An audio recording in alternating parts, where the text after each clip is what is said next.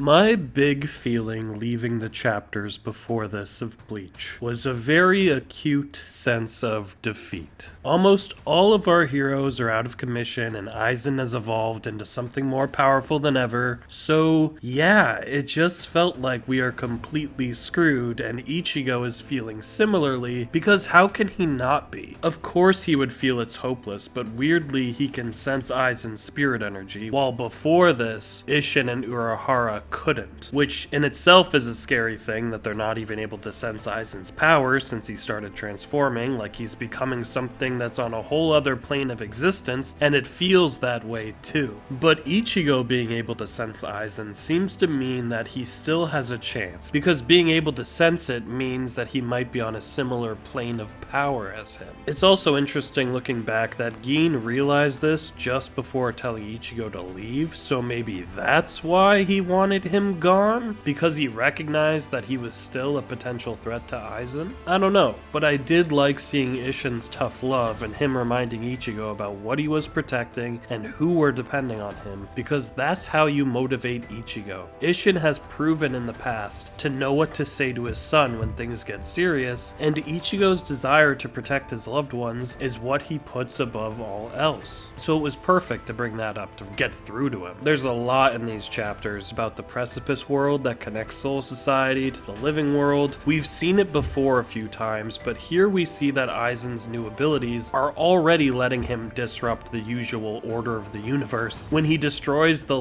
cleaning train thing, which inadvertently, or knowing Aizen, probably intentionally, seems to actually help Ichigo out in the long run. But I just love that Kubo is using what was an interesting obstacle on our first trip to the Soul Society as a critical, pivotal plot point. He's built this incredible world, and even something that didn't seem that important was sitting right there to be utilized in the future. And here it's being used in kind of a similar way as the hyperbolic time chamber from Dragon Ball, or the Room of Spirit and Time for some of you. Only I think this was set up a little bit better than the hyperbolic time chamber, but both are used for a specific purpose. To use a place with a different passing of time to help a character grow very quickly without much time actually passing in the rest of the story. Plus, both stories have dads bringing their sons to this place to train, so is it bad that I want Ichigo to come out of this with a ponytail? Although this will apparently be a few months worth of training rather than a year, so maybe there isn't a time for growing a magnificent new hairdo like Trunks did. But I'd love that little touch, just let Ichigo grow it out. Show the experience, show the growth, get a sick ponytail. I always loved that look on Trunks, especially when he went Super Saiyan. It looks so cool. Plus, you can have that moment where the hair tie snaps when you power up, Come on. Isshin wants Ichigo to learn about the final Getsuga Tensho, but to do that he'll have to reconnect with his inner mind and the spirit of his Zanpakuto like he's done in the past. But I loved that Ichigo struggled to get into a meditative state to connect with Zangetsu, because usually with Ichigo, he's only been able to connect with his Zanpakuto during combat or out of necessity or sheer survival instincts kicking in. He doesn't usually sit down to try to make it happen. It's such an interesting challenge for him to access his power this way, and I loved seeing it. I loved seeing him have to do something he's done before, but in a way that is so not him. And Isshin giving Ichigo time in ways that would usually require a whole lot of Soul Reapers, but that he's instead doing on his own, is just this feat of badassery. That's so cool to see from him. I also loved the hype Isshin builds for the reader with how this is going to be different than previous ventures into Ichigo's mind palace. It really sets us up for a threat and a challenge. I've always enjoyed Ichigo's trip into his mindscape or soulscape because it gives us more introspective time with him as our main lead, while still being visually fascinating. I'd kind of forgotten just how long it had been since we really last came here. That was way back when he was gaining control of his holification and seemed to defeat his inner hollow at the time. Way back before we even went to Hueco Mundo. A lot of shonen don't give us this kind of literal time inside of their protagonist's mind, where we see him confront himself or parts of himself, grappling with his growth and his own power. It helps helps bring Ichigo even closer to us, to actually be inside of his head and see him struggle to fully understand himself. It's always great, and this is no exception. And immediately we see that something has definitely changed. The cityscape we're used to seeing is completely flooded, and the residents aren't exactly who we or Ichigo were expecting to see, because we see Zangetsu in a way that we haven't before. Usually he looks like this mysterious middle-aged man,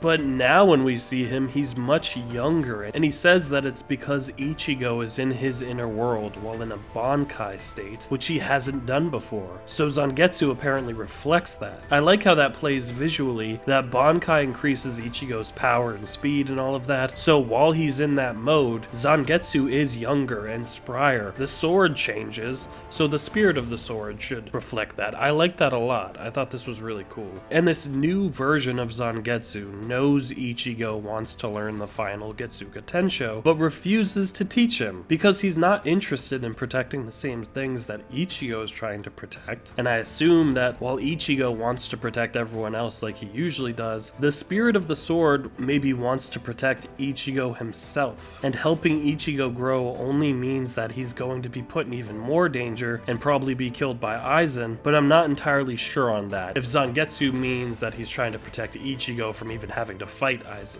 But Zangetsu is also not very happy with how hopeless Ichigo is right now either, explaining that Ichigo's mental health, emotional well-being has sunk so low that that's why they're at like the bottom of the ocean in his mind. Ichigo's own soul has sunk so low. I really love how this is all depicted. And when Zangetsu removes Ichigo's despair, literally pulling it out of him, the white Ichigo inner hollow that we haven't seen for a while shows up. But now he's wearing a mask that looks very familiar to us, because it's the same one that Ichigo had when he went like feral against Ukiura. First off, it's an awesome look. I love how it looks with the black and white. But what's even better is that Ichigo doesn't recognize it. He wasn't in control when he was in that form, when he was absolutely ripping apart Ukiura. That's a great moment to not have him even know what that is. And it makes sense with how that all went down, but I just love that that's something we're privy to and we're more aware of than Ichigo himself is, despite the fact that was his body doing those things. We know what that mask is. We know what that represents. Ichigo does not. And there's always been a very distinct and clear divide between the two aspects of Ichigo's power, even though they are both Zangetsu. We've had the mysterious mentor old man and the inner hollow of Ichigo, pushing him to be more ruthless, both having their own personalities and methods vying for control, but we've never seen them kind of fully be one and acknowledge that they're the same. It's similar to, Stark's soul splitting in a way, just internally rather, how Stark did it externally. But I loved the design of the two Zangetsus merging into one, and I think it's presented clearly that this is really all about Ichigo needing to accept all parts of himself. Whether it's the traditional Zangetsu or the inner hollow, they're both parts of his power that he needs to fully embrace. It honestly reminded me a little bit of Aizen's talk about subduing the power he attained from the Hogyaku to fully make it his own. And now Ichigo has to do something similar. He needs to subdue and control the parts of himself that he hasn't been able to access. He's used the power of Zangetsu to help him before. He's used the power of the inner hollow to help him. He made that mask because he was able to control the inner hollow. But he's never done both at the same time, really. So I love that them merging kind of represents power that Ichigo could have if he fully embraces every part of himself instead of relying on one or the other. It's all just great. I love this whole sequence. I'm excited to see what kind of power he's actually going to be able to use after this and what it looks like. I think that's going to be really exciting, and hopefully, I'm sure, enough to somehow beat Aizen.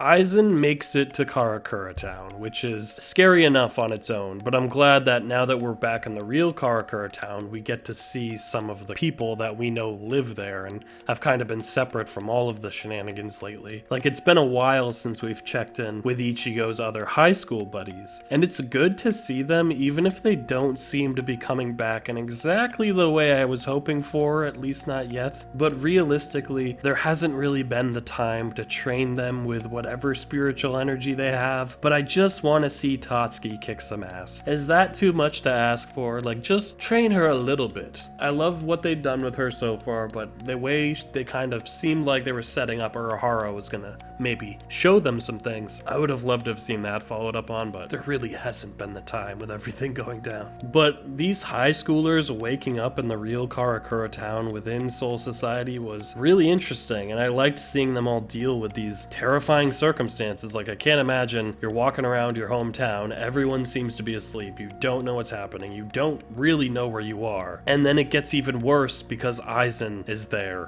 just walking around. And I've got to say, I loved how scary Aizen is in these chapters, because in comparison to regular mortals, and probably now in comparison to most Soul Reapers too, he's essentially this god. People can't even be in his presence without spontaneously dying, and that one panel of him strolling around with a line of bodies behind him was chilling, terrifying. And then, as he's pursuing Ichigo's classmates, I loved how he was portrayed. He was like a slasher villain stalking his prey, stalking a group of teenagers. He could have easily killed them all, but I think he was having too much fun to do that. He knows these are Ichigo's friends, he knows these people are important to him, and Aizen seems to be kind of in a way preparing. It's like he knows Ichigo is about to get stronger and is gonna be coming for him, and he's gonna hurt the people he cares about to help him grow, to help make things worse for him. I don't know, but he's specifically targeting Ichigo's loved ones. But Tatsuki continues to impress me when facing things that are so far beyond her. We've seen her kind of do this before, but her facing down Aizen, crazy. But who is it that really saves the day, you ask? I'll tell you who. Don freaking Kanonji. Icon, legend, TV superstar, and a character I was not expecting to see here whatsoever, but you know what? It makes sense. I joked about thinking he would come to protect Karakura Town when Aizen was first invading, and here he is, later than expected. I couldn't believe it, but I'm so happy. His little mini storyline during the substitute arc when he accidentally makes a hollow and all of that was a lot of fun, and he's just such a different kind of character for the series. I think I talked about him being like the Mr. Hercule Satan of Bleach, but whereas Mr. Satan became like legitimately integral, I didn't think I'd see Kanonji come back to do anything of actual importance. But here he is, Don Kanonji, standing up to Aizen. It's so impressive, actually. He's not a complete fraud or a hustler after all, not really. Sure, he doesn't seem to really understand the ins and outs of the spirit world despite his claim to fame, but his ability to perceive it is all legitimate, and he may be more in tune with it than I thought, and more than even he is aware of. Now, being a survivor of Kubo plot twists, a part of me half expected that Kanonji was going to reveal something big about himself, like he was a secret Soul Reaper, or a member of the Royal Guard that Aizen was curious about way back. Or hell, maybe the Soul King himself. I've joked about that before, but him showing up to stand up to Aizen in such a big way, and with Kubo loving to completely shatter my mind, it seemed a little possible, honestly. But no, Kanonji is just a pretty normal mortal man without a Zanpakuto standing up to a god. Still legendary. I love Don Kanonji so much, and I love that he was brought back like this. He's a memorable part of the Karakura town that we've seen before, someone that knows how to bring the citizens together, and I love when guys like him finally get a chance to be real heroes, to live up to the personas that they portray in public, if only for a few fleeting minutes. He was given the chance to be the hero his viewers think he is, standing up to supernatural threats, and he didn't back down. Also, he's just hilarious. Who else can make these characters react this way when things are so apocalyptic? Like, this is the most serious thing that Aizen and Gin have been working for forever, and this mortal man is giving them real pause. He's truly fearless, and I love all of this. Love him. Shockingly, Don Kanonji does not defeat Aizen. Instead, Rangiku shows up, having been chasing after Gin for a little bit and knowing where he was going, and this is a long-awaited thing for me. Like with Komamura and Tozen, I've been looking forward to her and Gin seeing each other again because of their shared history, which we've only gotten glimpses of, but to me, her feelings toward him have seemed obvious ever since he left the Soul Society. If it's not romantic, though I personally think it is, then it's at least a very deep love and affection, which is why it hurts when Gin is annoyed with her for getting in the way, when she just wants to understand how he could break her trust. She just wants to know, what does he think he's doing and why is he doing it, which that's how I have been feeling for like a while now. Like, why did you do this, Gin? Like you seem pretty evil from the get-go, but if she cares about you this much, why? I don't understand why Rangiku gives a damn about your creepy ass. Except we saw you were nice at one point in your life. But I'm just so tired of these traitors trying to break the hearts of the people that care about them. Tozen calling Komamura ugly, and now Gin telling Rangiku she's a nuisance when she has literally been the only person that likes him at all. It's pissing me off, and if he really did kill her right here, then I need him taken out. Don't think he killed her though, because from everything we've seen, there is a vibe that Gin still somewhat cares about her. He apologized to her specifically when he defected, and the more telling moment to me is that he asks Aizen if she's in the way, and Aizen says no, yet Gin tried to get rid of her anyway, conveniently getting her away from Aizen and to a place where they could speak privately. I think she's the one person Gin actually cares for and doesn't want her involved in everything he's gotten into. That's my hope, is that, you know, he is trying to help her at least. Or she could just be gone now and Gin's responsible, but I don't think it comes off that way. I don't think Kubo would have not showed him actually end her if that was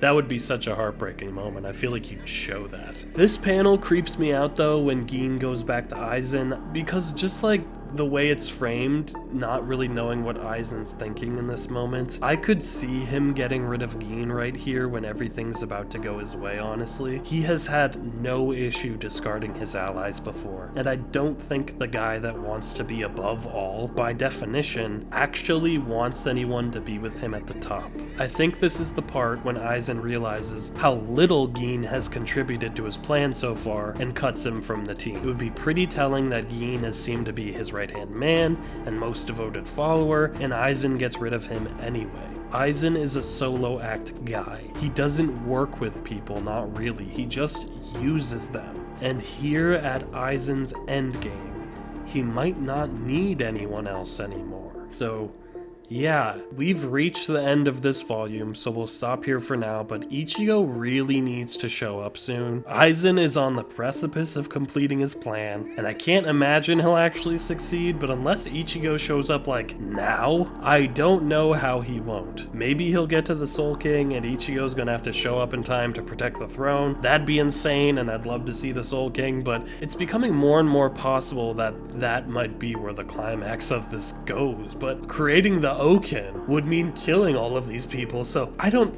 think we'll do that, but I've been wrong. If that does happen, I can't wait to see what Kubo cooked up for the Soul King's realm, or maybe the true Soul King has been with us the whole time. Maybe. Thank you so much for watching. If you want to help the channel a little extra, please become a member. Otherwise, please comment, like, subscribe. Yeah, this feels like we're getting really towards the end, so we'll see. I'll talk to you guys all next time. Take care. Bye.